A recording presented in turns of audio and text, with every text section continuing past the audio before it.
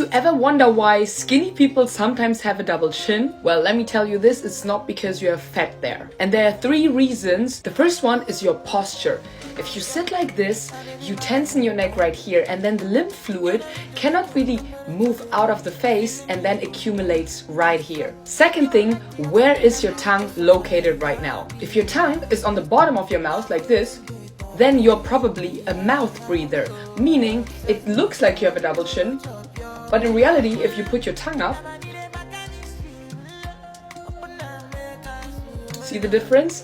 Then you will eliminate your double chin. And then third, your lifestyle. It has a little bit something to do with your posture, but if you sit constantly like this in front of your computer, in front of your laptop or phone, or like are not moving, then your lymph is stagnated all over your body, and then you get a double chin and you look puffy overall. So what to do? Check out the All You Can Face app, where you will learn the right posture, the right tongue techniques, and also all the habits you need to incorporate into your life to become the best version of yourself. Tell me how you feel after you've tried it out.